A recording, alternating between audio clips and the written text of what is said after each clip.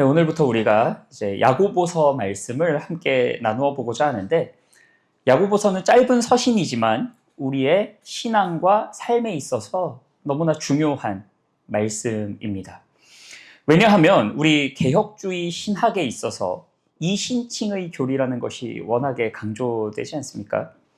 그러다 보니까 상대적으로 성도의 삶과 행위에 대한 부분이 굉장히 좀 약화되는 경향이 있는데, 우리가 균형 잡힌 신앙을 갖기 위해서는 야고보서에서 우리에게 권면하고 있는 이와 같은 실천적인 모습들, 삶에 대한 부분들을 의도적으로라도 우리가 더 강조해도 지나치지 않다라고 이야기할 수 있습니다.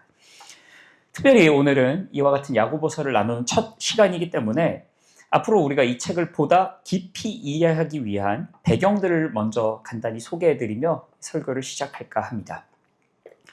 먼저 야고보서는 아주 짧은 편지인 동시에 신약 성경 중에서 가장 이른 시기에 기록된 책들 중에 하나로 손에 꼽힙니다. 그렇기에 이 서신에는 초대교회의 모습 중에서도 극초기에 생생한 모습들이 담겨 있다. 막 태동하는 생명의 역사를 엿볼 수 있다. 그런 특징이 있고요. 많은 분들이 아시겠지만 대단히 실천적입니다. 이 짧은 편지 안에 약 50개가 넘는 명령들이 들어가 있기 때문에 우리가 야고보서를 읽을 때 굉장히 또 부담스럽게 여기시는 성도들도 덜어 있고, 또 한편으로는 이 안에 그리스도의 십자가와 복음이 직접적으로 드러나지는 않는다라고 하면서 정경적인 가치를 좀 낮게 평가하는 경우도 있었습니다.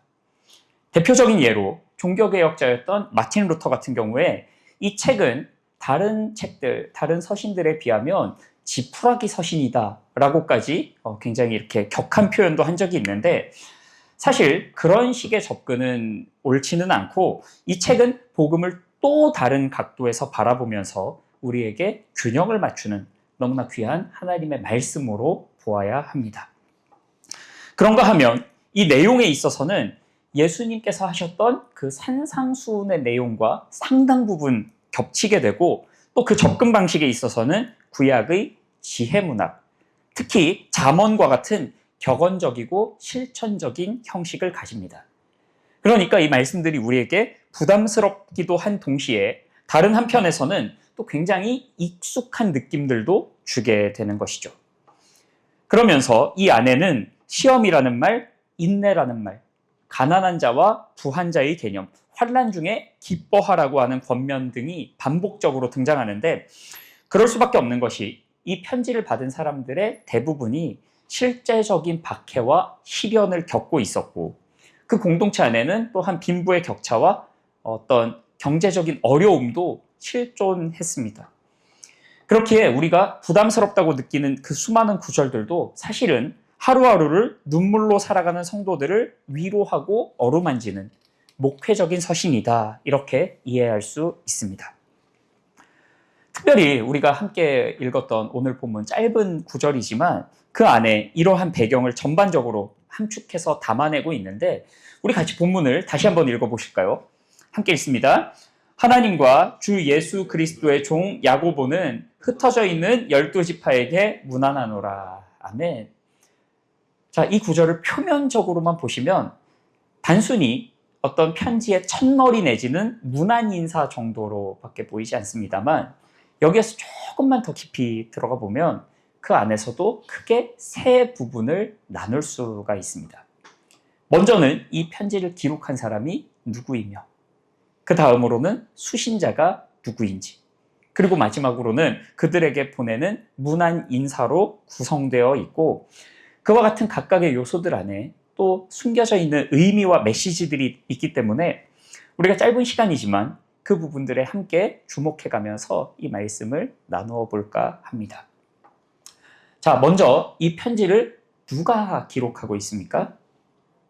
그렇죠. 야고보입니다. 그러면서 그가 자신에 대해서 이렇게 덧붙입니다. 하나님과 주 예수 그리스도의 종 야고보. 사실 성경에는 야고보라는 이름을 가진 사람들이 여러 등장합니다. 예수님의 12제자 중에도 알페오의 아들 야고보도 있었고 세베대의 아들 야고보도 있었습니다. 그런데 본 서신을 기록한 야고보는 이 두 사람이 아닌 또 다른 제3의 인물입니다. 그럼 이 사람이 누구냐? 우리 같이 성경을 한번 보실까요? 마가복음 6장 3절입니다. 마가복음 6장 3절 함께 읽습니다. 이 사람이 마리아의 아들 목수가 아니냐? 야고보와 요셉과 유다와 시몬의 형제가 아니냐? 그 누이들이 우리와 함께 여기 있지 아니하냐 하고 예수를 배척한지라. 아멘. 바로 예수님의 동생이었던 야고보가 이 책을 기록하는 거예요. 어떤 면에서 보면 그는 예수님과 어려서부터 한 집에 거하며 함께 먹고 함께 자고 또 함께 집안일도 하면서 자랐기 때문에 그 누구보다도 예수님을 잘 알 수밖에 없었던 사람이지요. 그렇기에 야고보서가 산상수훈과 상당 부분 맥을 같이 하는 것도 예수님과 오랜 세월 함께 지내왔던 그 영향도 어느 정도 있었을 것이다 추정을 합니다. 그러나 야고보가 결과적으로는 이와 같은 귀한 서신을 남겼지만 사실 그의 과거를 보면 그러한 믿음의 자리까지 상당히 돌아서 왔다는 것을 우리가 또한 알 수 있습니다. 요한복음에 그 단서가 나오는데 7장 5절입니다. 이는 그 형제들까지도 예수를 믿지 아니함이로라. 여러분 한번 생각해 보십시오. 주님이 이 땅에서 행하셨던 그 놀라운 일들, 그 수많은 일들을 그 형제들이라고 해서 몰랐을까요? 그렇지 않았을 겁니다. 주님으로 말미암아 눈먼 자가 눈을 뜨고 걷지 못하던 자가 일어나고 심지어는 죽은 자가 살아나는 일까지도 다 목격하였음에도 그 형제들은 주님을 믿지 않습니다. 게다가 마가복음을 보면 한술 더 떠서 예수님의 친족들이 예수님을 가리켜 미쳤다 이야기하면서 잡으러 오는 장면이 나와요. 여러분, 우리는 막연히 생각하기를 예수님을 더 가까이서 더 많이 더 자주 만날 수 있으면 그 믿음도 좋아질 것이라 생각하지만 그것은 사실이 아닙니다. 오히려 그렇지 못한 사람보다도 더 예수님과 멀어져 있을 수도 있어요. 어쩌면 이것은 우리의 이야기일지도 모릅니다. 말씀을 가까이 하고 기도를 많이 하고 교회에서 더 많은 일들을 감당하고 열심히 전도하면 그 사람의 믿음이 좋은 겁니까? 모르는 거예요. 그럴 수도 있고 아닐 수도 있습니다. 야고보가 예수님과 한 집에서 나고 자랐지만 불신자로 살았던 것처럼 오늘날에도 예수님과 늘 가까이 하는 그 지척에 머물러 있는 불신자도 얼마든지 있을 수 있고요. 더 무서운 것은 그게 나는 아니라고 하는 보장이 없다는 겁니다. 하나님이 우리에게 은혜 주시지 않으면 우리로서는 어떤 노력을 하고 어떤 애를 써도 불가능합니다.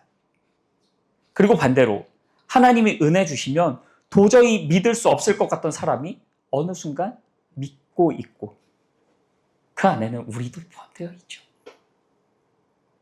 나의 삶을 보면 나 자신의 본질을 돌아보면 여러분, 나는 믿을 만한 사람이어서 믿었습니까? 아니죠. 말죄 중에 말죄여도 이상하지 않을 것 같은 내가 믿고 있다는 그 자체가 은혜이지 않습니까? 야고보도 마찬가지였습니다. 비록 그는 예수님과 가장 가까운 곳에서도 믿지 못한 자였지만 놀랍게도 예수님의 부활과 함께 그의 인생이 바뀝니다. 이 이야기가 고린도전서 15장에 기록되는데 4절부터 제가 읽겠습니다. 장사 지낸 바 되셨다가 성경대로 사흘 만에 다시 살아나사 게바에게 보이시고, 베드로죠. 후에 12 제자에게와 그 후에 500여 형제에게 일시에 보이셨나니 그 중에 지금까지 대다수는 살아있고 어떤 사람은 잠들었으며, 그 다음 7절에 이어서 그 후에 야고보에게 보이셨으며.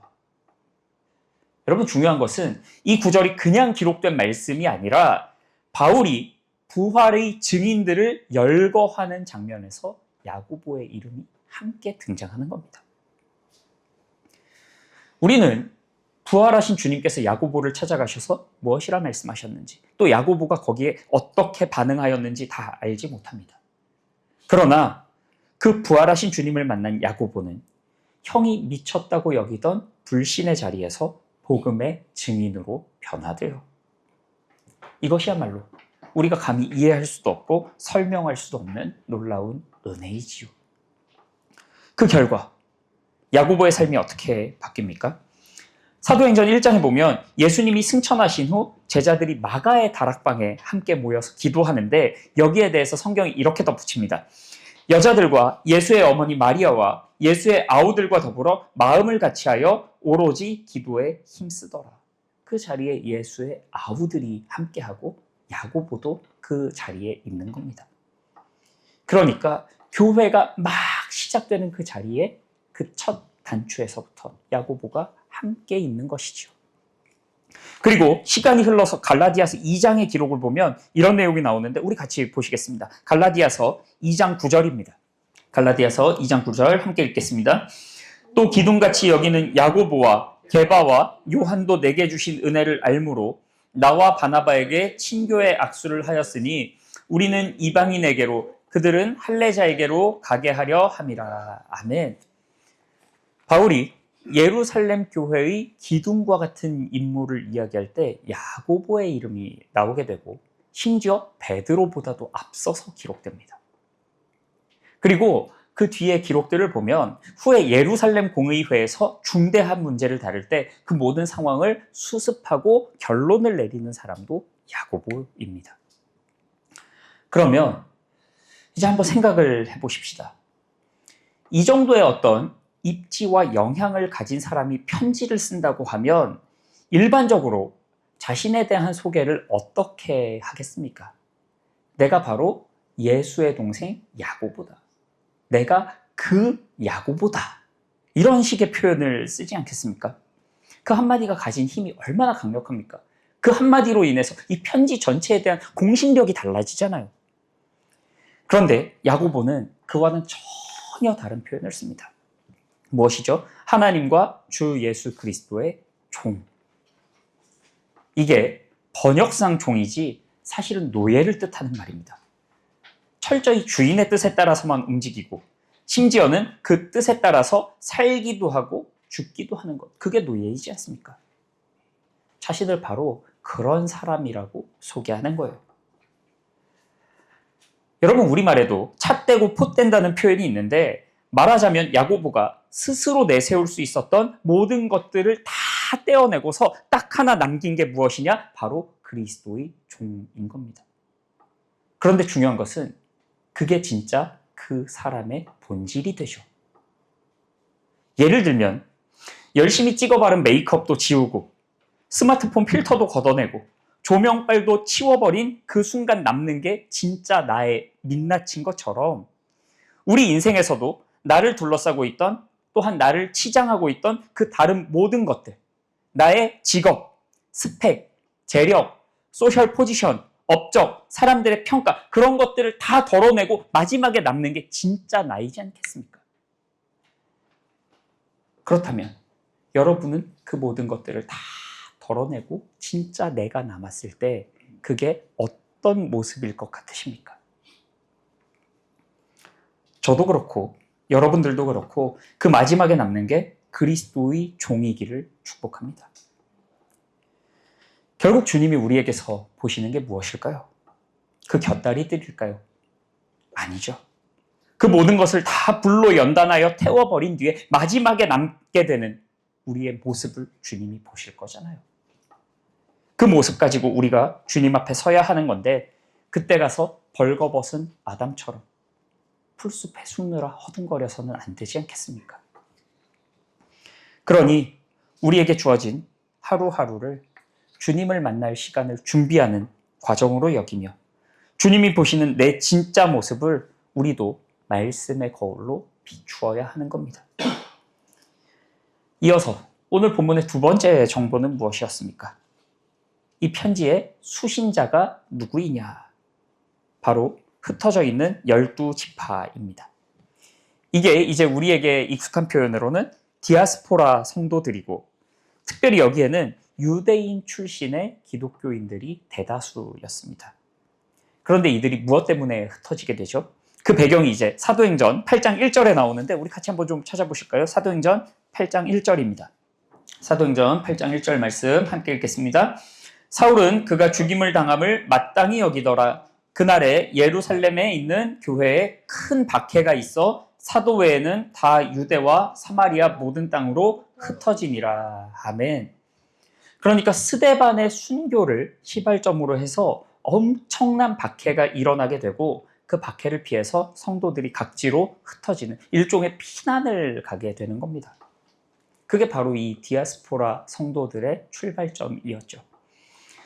자, 그러면 이와 같은 사람들은 정통파 유대인의 관점에서 볼 때는 어떤 사람들입니까? 배교자들이고 실패자들이고 잘못된 신앙으로 인해 인생을 망친 사람들입니다. 세상 말로다가 완전히 나가리가 된 거죠. 그런데 야고보는 이들을 가리켜 무엇이라고 부르죠? 12지파. 12지파. 여러분, 이게 참으로 놀랍고 의미 있는 호칭인데 이 당시에는 12지파라고 하는 개념 자체가 사실은 사라지다시피 했던 시기입니다. BC 722년에 북이스라엘이 아수르에 의해서, 그리고 586년에 남유다가 바벨론에 의해서 멸망당했고 그나마 남은 자들도 로마의 식민 통치 아래 지금 살아가고 있지 않습니까? 그런 이들에게 12지파라고 하는 말은 과거의 영광이었을지는 모르겠지만 지금으로서는 그 의미가 너무나 무색해져 버렸어요. 그런데 야고보는 그토록 고통 속에 살아가는 믿음의 형제들을 향해서 12지파라고 하는 호칭을 쓰는데 이게 왜 중요한가 하면 이들이 가진 구약적인 배경에 그 답이 숨어 있습니다. 여러분, 이스라엘 역사 속에서 굉장히 오랜 시간에 걸쳐서 이들이 품고 있었던 소망이 있는데 그게 어디에 기록되어 있는가 하면 에스겔서입니다. 그 내용이 이렇게 되어 있어요. 하나님이 에스겔에게 막대기 2개를 가지고 와서 한쪽 막대기에는 유다와 그에 속한 이스라엘 자손이라고 쓰고 다른 한쪽에는 요셉과 그에 속한 이스라엘 백성이라고 쓰도록 명하세요. 그러면 이게 무엇을 의미하느냐? 이스라엘의 온 12지파를 이야기해요. 그러면서 이 막대기 2개를 포개도록 하시는데 이게 무엇을 상징하느냐? 그 분열되었던 이스라엘 왕국이 결국에는 다시금 통일되고 하나가 되고 연합하여 온전한 하나님의 나라를 이루게 될 것이다.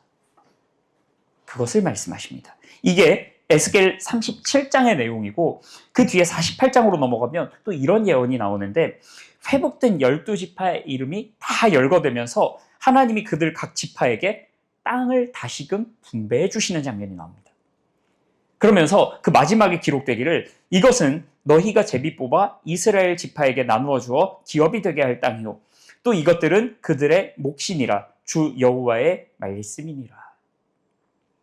그리고 그 뒤에 바로 이어서 그 성읍에 세웠던 12개의 문에 각각의 지파들의 12지파의 이름을 다 붙이는 장면이 또 나옵니다. 이게 에스겔서의 예언이고 예언이라는 말은 언젠가 반드시 하나님이 이루신다는 의미이죠. 그런데 여러분, 현실은 어떻습니까? 아무리 봐도 그 일이 실현될 것 같지가 않은 거예요. 그런 가능성이 보이지가 않습니다. 그러니 안 믿는 것은 아니지만 시간이 갈수록 그 이야기는 점차 꿈 같은 이야기로 남게 돼요. 바로 이런 상황에서 야고보는 그 디아스포라 성도들을 향해서 그것도 같은 동포들에게까지 박해받으며 뿔뿔이 흩어져 고통 중에 살아가는 형제들을 향해서 너희가 참 하나님의 백성 12지파다 선언하면서 하나님이 약속하셨던 그 회복의 예언이 지금 너희의 고통과 눈물과 신음 가운데서도 이미 시작되었다고 하는 믿음의 고백을 하고 있는 겁니다. 여러분, 결국에 우리의 존재를 규정하는 것이 무엇입니까? 내가 나 이런 사람이라고 백날 떠들어봤자 그게 무슨 의미가 있겠어요? 타자로부터 내가 어떤 존재로 인정받고 여겨지느냐에 따라서 우리의 존재도 결정되는 것 아닙니까? 그런데 여러분, 우리는 그마저도 사람들의 평가가 아니라 하나님이 우리를 무엇이라고 부르시는지에 따라서 결정된다. 거기에만 의미가 있다라고 고백하는 사람들이지 않습니까? 오늘 이 편지를 받고 있는 성도들도 당시에는 모욕과 멸시와 수치 가운데 살아가고 있었지만 하나님께서는 그들을 향해서 아니야. 너희야말로 내가 참되게 회복시킬 나의 백성 12지파다. 그렇게 불러주시는 순간 그들의 이름이 바뀌고 존재가 바뀌는 겁니다. 그 은혜가 우리에게도 있기를 축복합니다. 우리의 환경, 내가 나를 보는 관점, 타인이 나를 보는 시선, 그리고 그 속에서 마주하는 현실이 어떠하든지 그런 우리를 하나님께서 무엇이라 불러주시는지에 따라서 우리의 존재가 결정된다는 사실을 믿으시기 바라고, 또한 그 믿음 가운데 소망과 기쁨과 감사를 누리시기 바랍니다. 그렇기에 오늘 본문을 매듭짓는 야고보의 첫 인사가 무엇입니까? 무난하노라. 무난하노라. 그런데 여러분, 이 말을 원어로 보면 단순히 안부를 묻는 말이 아닙니다. 원래 그 의미는 기뻐하라 라는 이야기입니다. 기뻐하라. 여러분은 이게 이해가 되십니까? 이 편지를 받는 사람들이 지금 어디 호캉스 가고 제주도 한 달 살기 하고 있는 거 아니잖아요. 하루아침에 집도 잃고 관계도 잃고 심지어는 매일을 살아가던 나의 일상조차 다 빼앗긴 채 어딘지도 모르는 곳까지 밀려 가서 거기서 그렇게 길거리에 나앉은 사람들이잖아요. 그러면 상식적으로 이들에게 할 수 있는 인사라고 한다면 힘내세요. 조금만 견디세요. 다 잘 될 겁니다. 이런 이야기가 나와야 할 것 같은데 본문은 도리어 그들을 향해 기뻐하라고 이야기합니다. 믿지 않는 사람들에게 이야기했다가는 뺨 맞기 딱 좋은 이야기이죠. 그런데 여러분, 놀랍게도 성경은 오늘 본문만이 아니라 여러 곳에서 여러 사람을 통해 동일한 메시지를 주고 계십니다. 우리 같이 베드로전서 1장 6절 말씀 한번 보시겠습니다. 네, 함께 읽습니다. 그러므로 너희가 이제 여러 가지 시험으로 말미암아 잠깐 근심하게 되지 않을 수 없으나 오히려 크게 기뻐하는도다. 아멘. 그리고 성경을 한 군데 더 보실까요? 우리에게 옥중서신으로 잘 알려져 있는 빌립보서 4장 4절입니다. 함께 읽습니다. 주 안에서 항상 기뻐하라. 내가 다시 말하노니 기뻐하라. 아멘.